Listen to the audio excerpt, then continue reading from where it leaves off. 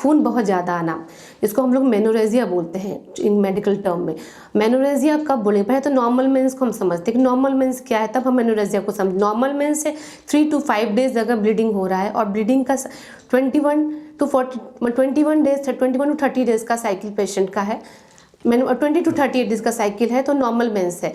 अब किसी का साइकिल 21 डेज के पहले आ रहा है तो ये भी अब नॉर्मल है, 42 डेज में आ रहा है तो ये भी अब नॉर्मल है, 1.5 महीने बाद आ रहा है या 15 दिन के बाद आ रहा है तो नॉर्मल। अब 28 to 30 डेज का साइकिल है, 4 to 5 डेज ब्लीडिंग होता है। अब ब्लीडिंग ज़्यादा कब बोलेंगे, 7 दिन से ज़्यादा ब्लीडिंग हो रहा है तो डेज में और अमाउंट दोनों में बोलते हैं।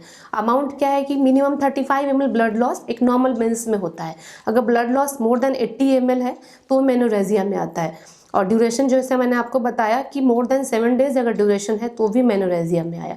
वो लेकिन कैलकुलेशन अमाउंट में पेशेंट कर नहीं पाते तो हम लोग पैड्स के अकॉर्डिंगली पूछते हैं कि कितना पैड्स आप चेंज कर रहे हो, तो 2 to 3 pads per day normal है। लेकिन अगर पेशेंट 6 to 7 पैड्स ऐसा बोल रही है तो वो एब नॉर्मल मेंस है, वो मेनोरेजिया जैसा बोला। मेनोरेजिया के कारण क्या है, तो मेनोरेजिया के कारण हर उम्र में अलग अलग है। जैसे कम उम्र की बच्चियों में अलग होता है, एक एज होता है पेरी मेनोपॉजल उम्र और पोस्ट मेनोपॉजल को हम नहीं डिस्कस करेंगे। तो अर्ली एज में क्या होता है, जो प्यूबर्टी मेनोरेजिया बोलते हैं। अर्ली एज में जो प्यूबर्टी मेनोरेजिया का कॉज क्या है, एनओवुलेशन। एनओवुलेशन मतलब अंडा नहीं फूटना।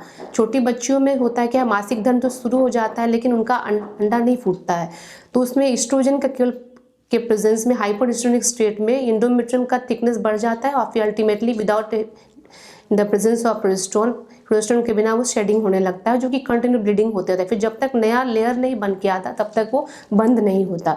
तो पहले 2 महीने में रहता है कॉमन, 2 साल तक, फिर नॉर्मल वो ठीक हो जाता है। कुछ लोगों में प्रॉब्लम होने पे डॉक्टर से कंसल्ट करके आप मेडिसिन दे सकते हैं, अदरवाइज 1-2 साल में साइकिल नॉर्मल हो जाता है।